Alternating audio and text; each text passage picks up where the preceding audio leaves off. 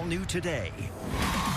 Dr. Phil Goes Hollywood. We proudly welcome to the Hollywood Walk of Fame, Dr. Phil McGraw. With Kathy Bates, Ronnie Dunn. Congratulations, young man. Cheryl Underwood, David Foster, and Tyler Perry. It is my hope that everybody understands the impact that this man has had on all of us. God bless you. I really believe no one deserves this more than he does. Plus, I am my mother's sole caretaker. Cheyenne cooks, cleans, does her laundry. but is Mom Here she is, and you're waiting on her. as sick as she says she is? Let's just get to the point. You're getting conned. Well, it has been an exciting and busy weekend for me. After 18 seasons, 3,100 shows, almost 20,000 guests, I was honored this past Friday with a star on the Hollywood Walk of Fame. It was a surreal moment for this old Texas boy seeing my name along this legendary Hollywood landmark. And just like the first day when I started this show, my friends and family were right by my side. Take a look. Do we have any Dr. Phil fans today in the house? We're very excited to have you all here today and to honor Dr. Phil. I love Dr. Phil because he's so real and he tells it like it is. Love watching Dr. Phil. Congratulations. We are honoring Dr. Phil McGraw with the 2,688th star on the Hollywood Walk of Fame. In 2008, I had the privilege of receiving our Brooks and Dunn star. The night before the ceremony, Billy Gibbons says, how about we do a few celebratory shots of tequila? The next thing I know, the guest surprise presenter was Dr. Phil with his lovely wife, Robin. And we're standing there, and I kept feeling Robin doing this. You smell like hell, you smell like tequila. So I got my free counseling lesson from Dr. Phil. That'll sober you up, by the way. I'm proud to say that I'm a friend of Phil McGraw's. Congratulations, young man. Ladies and gentlemen, let's give a round of applause for Walk of Famer and film star Kathy Bates, Cheryl Underwood, Dr. David Stewart, and Dr. Drew Orbeck.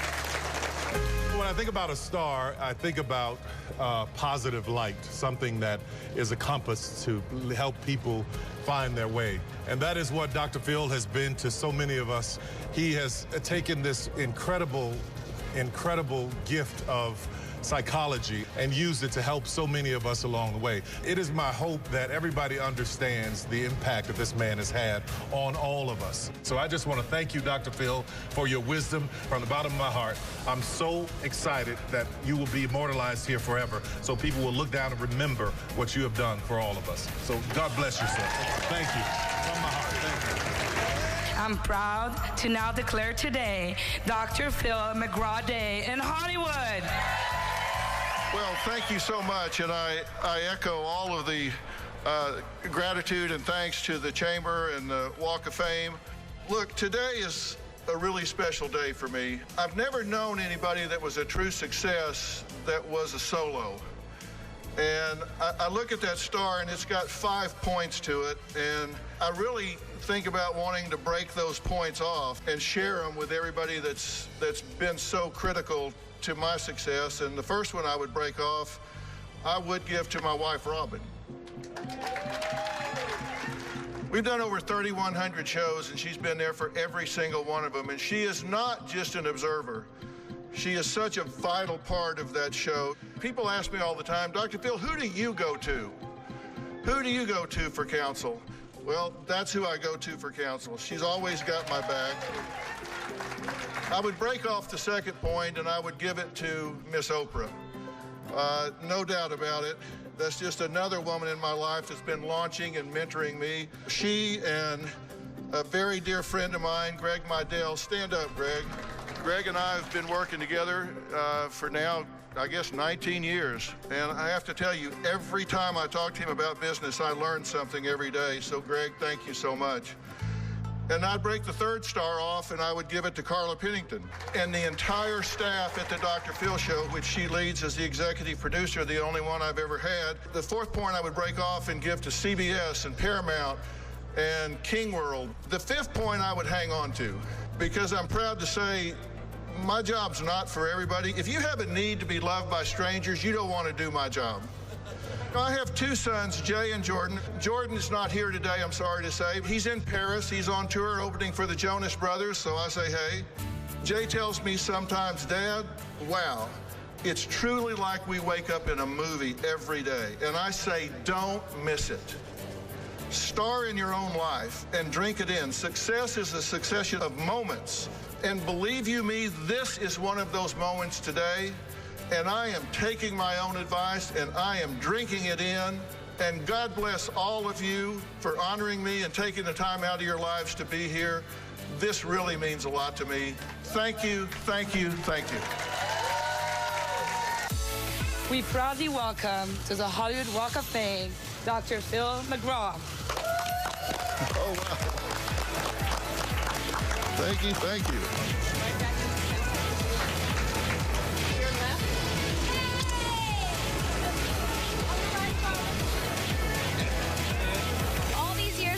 What do you tell this guy now that you're a star on the Hollywood Walk of Fame? I believe a lot in remembering where you came from and who you were and what your roots are. And I look back at these civilians that never knew anything about Hollywood. And to have a star on the Hollywood Walk of Fame is just surreal. I mean, it's just unbelievable. Surfer guy's got a star. Yeah, I mean, surfer, 18-inch waves all the way.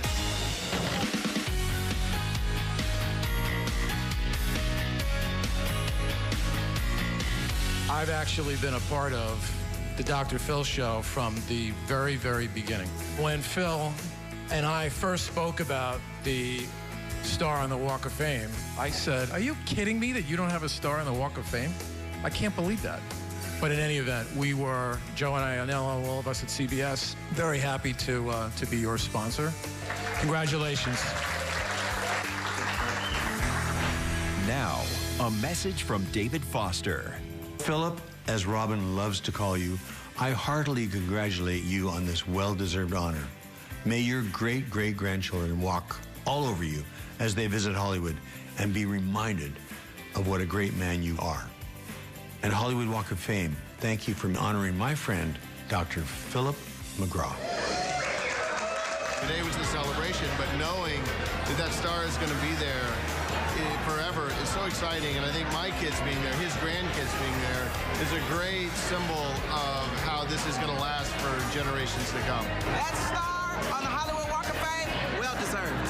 I was very, very proud that Phil finally got his star on the Walk of Fame after 18 seasons. Then when he actually put me next to Robin and Oprah to get a point on a star, I got a star-ish on the Walk of Fame, and I cannot be more honored and proud to be a part of this phenomenal legacy that is the Dr. Phil Show. I mean, this isn't the end of anything, but it's nice that he's getting recognized at this point in his career. I'm glad that I've been there since day one. Today, when I sat there and got to watch him receive that star and what it means, I realized that this is a day I have been waiting for. I may cry now, but I mean, I really believe no one deserves this more than he does. And it was worth the wait. On to today's topic. 24-year-old Cheyenne has an epic to-do list. Her boyfriend Blake calls her Cinderella. Look at this list.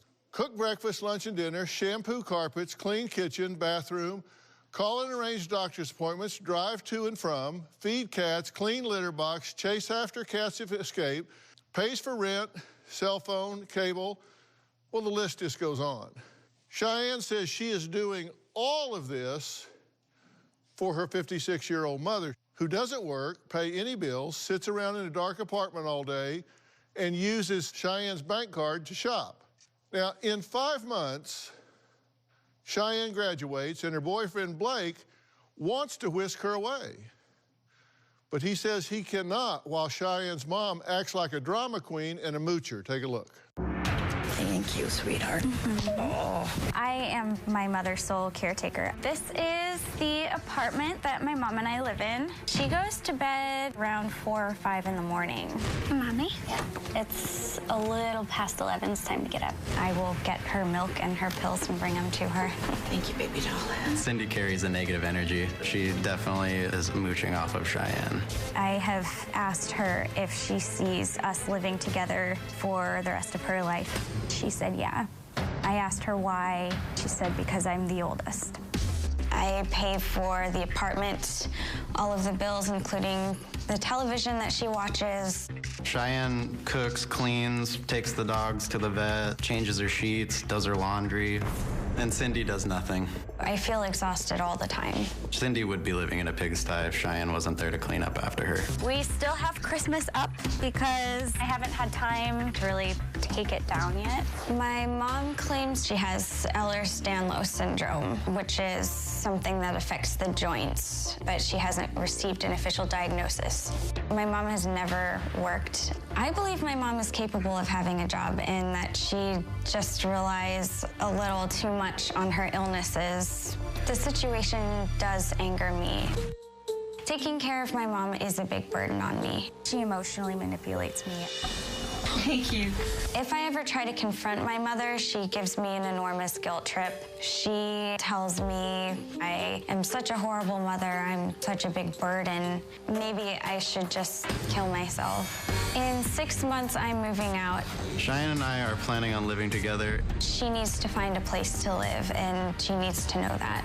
If I have anything to say about it, her mother will not be living there. I feel like she does plan on staying with me even after giving her an ultimatum. I am afraid that I won't ever get rid of her. Okay, so you two are very much in love. Yes, we are. And you would like to marry her. Absolutely. And you intend to marry her. Definitely. But you don't want to marry her with her mother hooked on to her, bleeding her dry, mentally, emotionally, financially, energy, every kind of way. All of the above. What's wrong with your mother? My mom is pretty depressed, has a lot of anxiety and fears. She has some physical problems that make it difficult for her to walk. And sometimes. what are they? We do know that she has severe arthritis in her knees. She's just gotten a kind of diagnosis from a doctor. The doctor kind of thinks that she has Ehlers-Danlos syndrome, but she hasn't had an actual official diagnosis of it yet.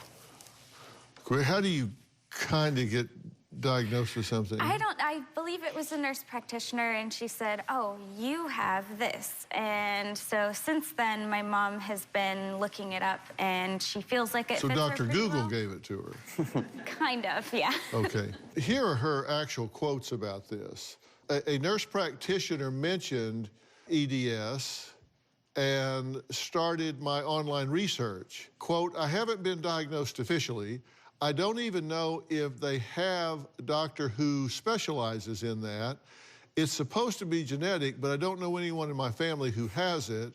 I think this could be the real thing, but I haven't been officially tested. That's a long way from having a disease that is debilitating to the point that you are 100% dependent on someone else and bleeding them dry. She uses your credit cards? Yes, she does. And debit cards? Yes. To buy what? She doesn't go anywhere. She uses them to buy things like makeup, candles. She buys it off these TV channels, right? Yes. Is she banned from QVC? Yes, she is banned from QVC. How do you get banned from spending money? She had several different accounts where she used my aunt's name and her card, my mom's name and my aunt's card, and then my name and my card, her name and my card. And eventually they put them all together and said, you have outstanding amounts in all of these, and we realized they're all going to the same address. So you are not allowed to buy from us again until you pay back all your debt. Let's just get to the point here, okay? You're getting conned. Yeah. You're getting conned. How am I doing? You're doing great. I agree with everything you're saying. Your solution to this is to get a secret card. Yes. That your mother doesn't know about. Yeah. Now, how does that sound to you when it's said back to you? I have a mother, an adult, that's living with me. I'm supporting, I'm taking care of. She's run my cards into the ditch. So my solution is to get a secret card she doesn't know, as opposed to holding her accountable for her immature, irrational behavior.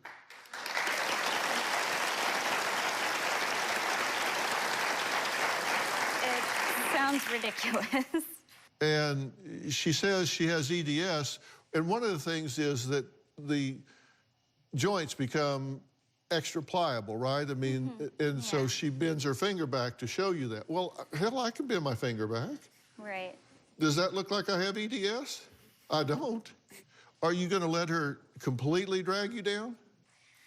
No. When would you want to stop? I plan to stop as soon as possible. I've been working with my therapist to try and learn to be more assertive and not... What's your therapist say about your mother? She says pretty much the same thing. She is afraid that she's using me and... She's afraid she's using you. Okay, well, I'm a little more outspoken than that. Your mother's using you. Now, coming up, Cheyenne's future mother-in-law wrote into the show because she calls Cindy the biggest mooch and emotional extortionist ever. We're going to meet Samantha next.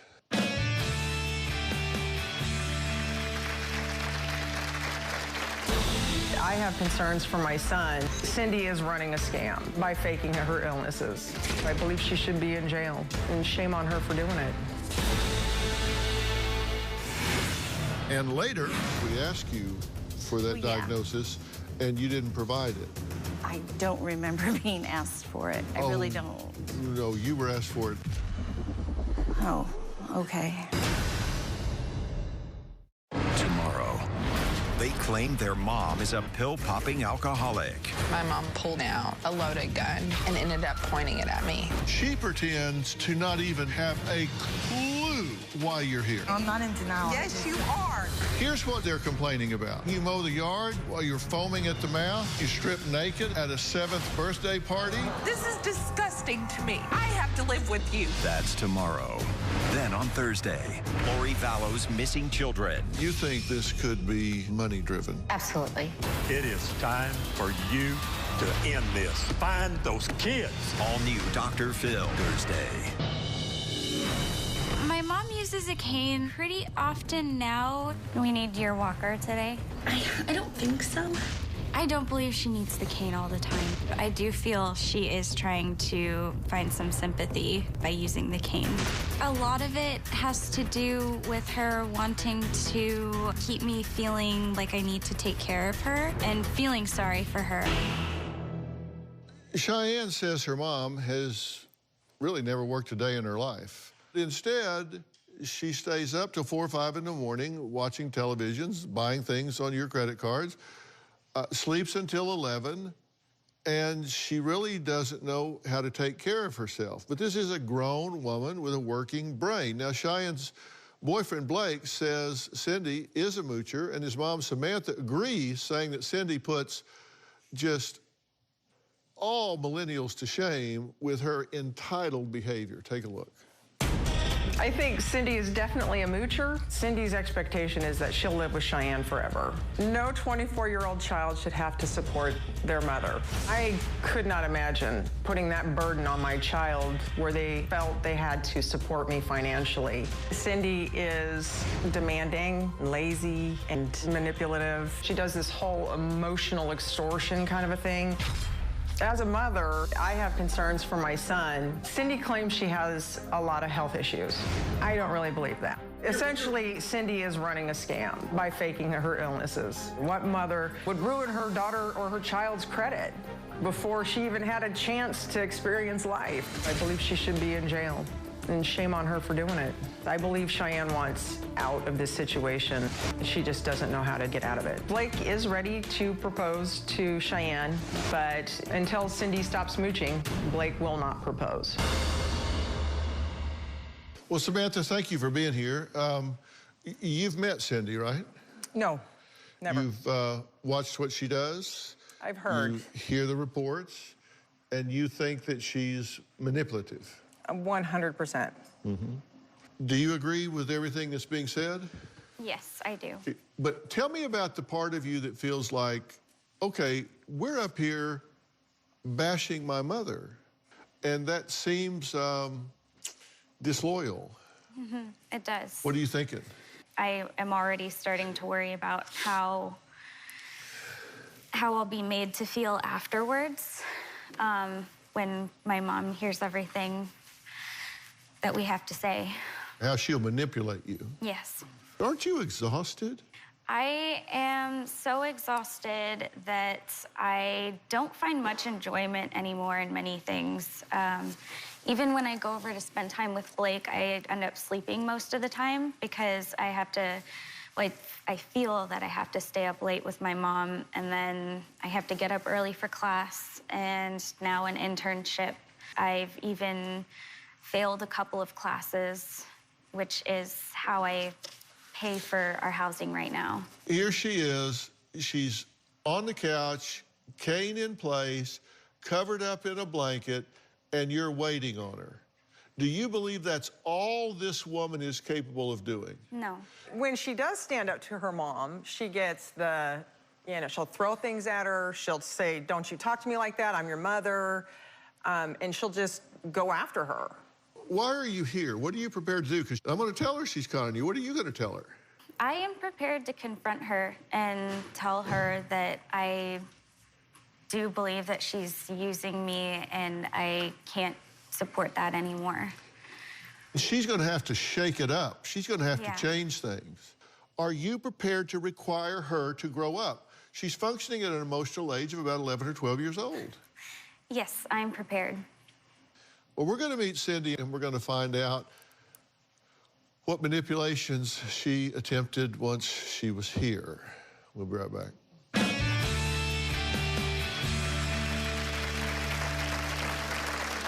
I don't know what I'd do if Cheyenne kicked me out. I am not really able to take care of myself. Thank you, sweetheart. I have no money.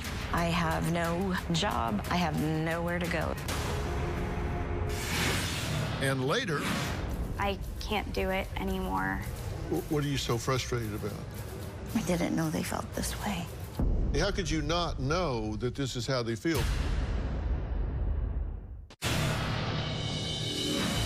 I stay up really late. I used to watch a lot of shopping networks, and it became like an addiction. It made me feel better when things got worse. I do get some makeup once in a while. It was like Christmas every day when you'd get something in the mail, and trying to fill that void I have felt for a long time. My mom was taking my money to shop on the home networks. I have used my daughter's credit card. She was not aware of it. I knew I had taken it too far. The debt that my mom has run up shopping on my account has ruined my credit. My mom has spent close to $10,000 of my own money. I am very embarrassed. I am. Well, Cindy worries what will happen without Cheyenne taking care of her because she prefers to stay in the dark all day with the curtains down and says she doesn't know how to work. I do live with my 24-year-old daughter. I can take something so you don't spill it. Cheyenne pretty much helps take care of me physically as well as financially. My muscles are in pain all the time. I very much feel like I'm a burden on my daughter. At this moment, I don't see any other choice. I am not really able to take care of myself. Thank you, sweetheart. The fact that she helps take care of me as much as she does make me feel quite bad. I'm in this situation because I got a divorce 8 years ago, and it was messy and ugly, and I was naive. I've never had a job. I was a stay-at-home wife and mother. I couldn't hold down a job now. Physically, it would be very difficult to get to work and do all the things they require because Most days, a shower will wipe me out. Fatigue's one of the symptoms. I was diagnosed with Ehlers-Danlos syndrome. I have not exactly been formally diagnosed with the disease. I do fit all the criteria, and the more I read about the EDS, the more I'm sure that's what it is. Cheyenne, as far as my recollection goes, has never asked me to move out and find another place. I don't know what I'd do if Cheyenne kicked me out. I have nowhere to go. I have no money. I have no job. I have no formal education. I am very scared. And I need you for balance. I am very dependent on Cheyenne right now. Well, good morning. Hi. You say you're very dependent on Cheyenne. For the moment, yeah. Why? I have no money, no car, and I do need some help around the house, quite a bit of help around the house. I want to get better. That's why I'm here. So what is the plan? I need to find some doctors that specialize in the EDS. Why do you need EDS doctors? You haven't been diagnosed with EDS. Well, my general practitioner, I fit all the criteria. She said that I had EDS, but... Well, no, actually, you haven't been diagnosed with EDS. You were told by a nurse practitioner that you had some commonality with some of the symptoms of EDS, but you haven't been diagnosed with it because we asked you for that diagnosis and you didn't provide it. You don't come here saying that you're debilitated by a crippling disease and fail to provide proof of diagnosis when asked for it if in fact you have it. That just doesn't happen. I don't remember being asked for it. I really don't. No, you were asked for it. Oh, okay. I'm sorry, I don't remember. You're the one that said you hadn't been diagnosed officially. So have you been diagnosed by your GP or you haven't? I have. She said you have Ehlers-Danlos, but I don't have like official paperwork. Well, you felt dizzy this morning, right? And you had to have us call the nurse. It feels better.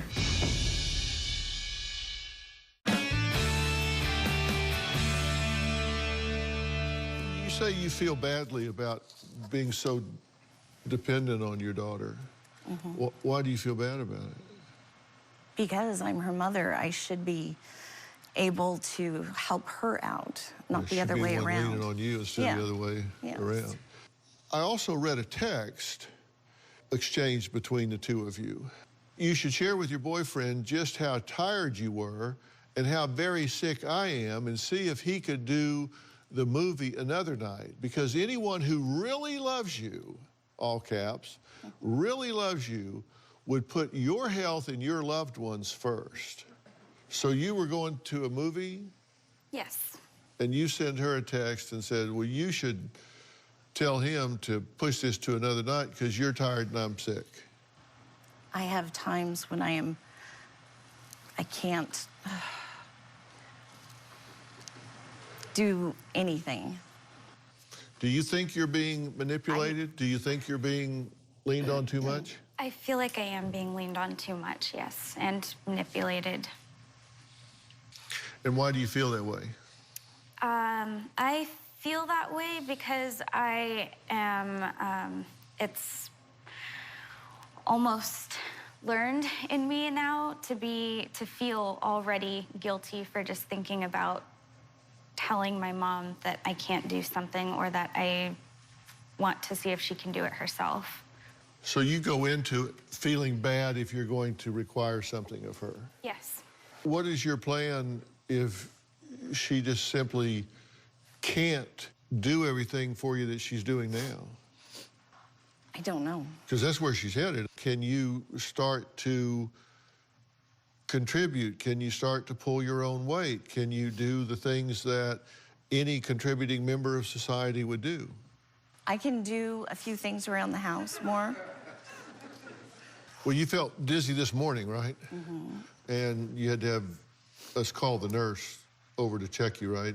No, my back was hurting, and I asked for a heating pad if they had one. Right. And you've been in pain for 24 years, you said?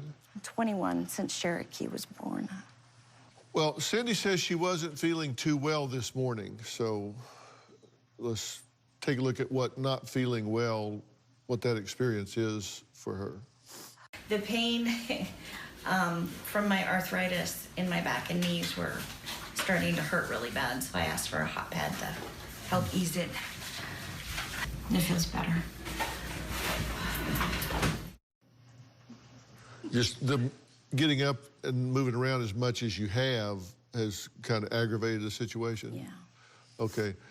Well, coming up, Cindy has another daughter, too. So why doesn't she expect her youngest, Cherokee, to chip in? We're going to meet and talk to her next. We'll be right back.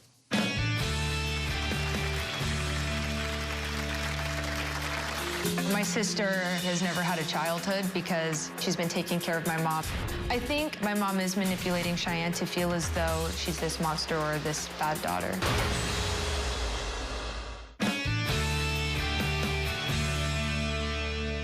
Well, Cheyenne's boyfriend, Blake, says Cindy is really using Cheyenne and ruining her future, ruining her credit, ruining everything about her. Now, Cindy's younger daughter, Cherokee, says that she knew early on to distance herself from her mother and has no intention of ever taking care of her. Take a look. I think my mom should get a job. She's been dependent on someone her whole life. It was first her parents, and then her first husband, and then my dad, and then my aunt. So my mom is planning on and wants to live with my sister for the long haul. I don't think it's fair. My sister has never had a childhood because, you know, she's been taking care of my mom. I think my mom is manipulating Cheyenne to feel as though she's this monster or this bad daughter. And she has been guilt-tripping her for years. She'll start to pull a card saying, you know, you're my daughter, you're supposed to take care of me, saying, I just want to go to sleep and never wake up, or I just want to curl up in a ball and die. My mom is a negative energy in the home for Cheyenne. Well, thank you for joining us.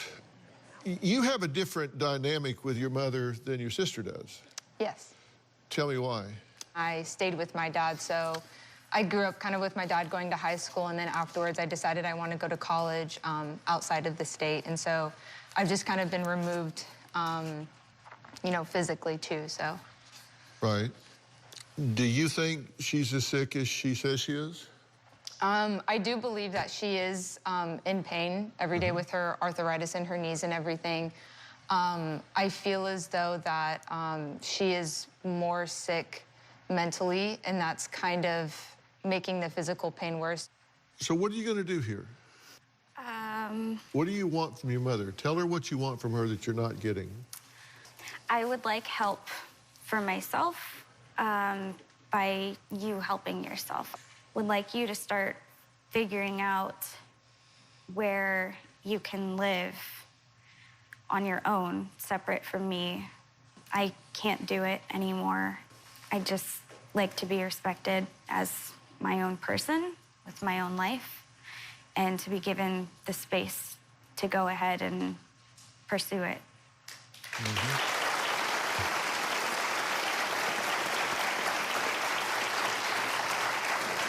What do you think about what she's saying?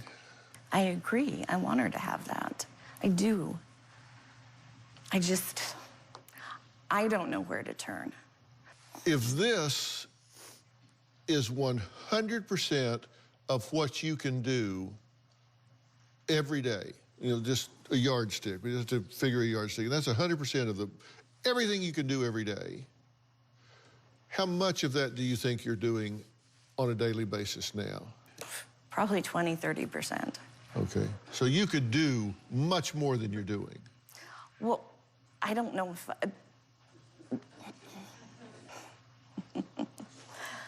There's a lot more that could be done, yes. I don't have... It hurts. Right. I mean, it hurts a lot. Okay. What are you so frustrated about?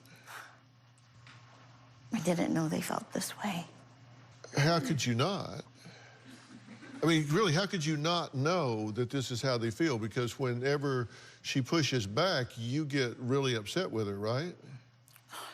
Have you thrown things at her? Have you yelled at her? Have you guilt-induced her? Have you done things that have really vented your frustration? No. No. You have threatened suicide. And I think that's horrible to say to a child. I just want help. You seem, to me, to be capable of doing a lot more than you're doing. And when I say that, you go, yeah, well, but I'm in pain. A lot of us are in pain every day. I mean, I know that you had a life before. I know you raised this girl, and they seem to me to have turned out pretty damn well, because most of what you did before you checked out. And you can check back in. That's what I want. You just don't know how. Right. Coming up, what really needs to happen here to turn this thing around?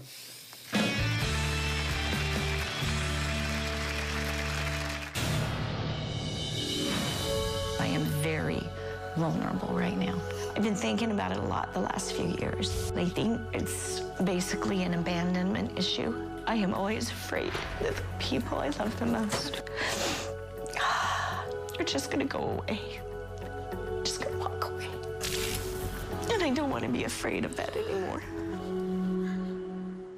Look, most of your life, you've been a very productive woman. You've contributed, you've been an active member of society, and somehow or another, your skill set became to be manipulative and dependent on others because it seemed like the line of least resistance, but it came at a very high price. Because your self-dignity is gone, your self-respect is gone, your self-reliance is gone, your goals are gone. I mean, you're just basically just living day to day, and you don't have much hope.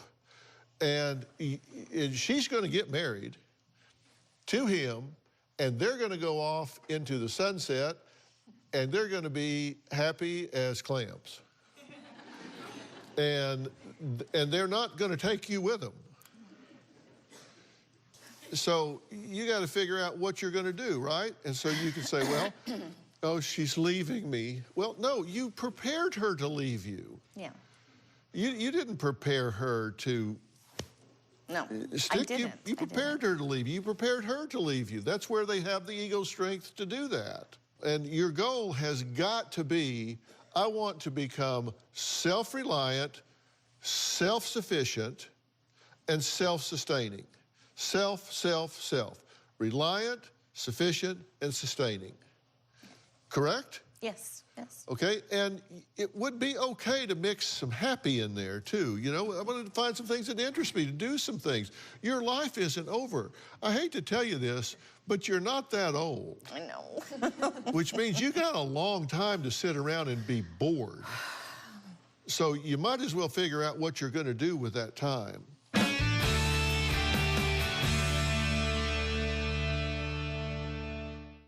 Now, I don't know what's wrong with you.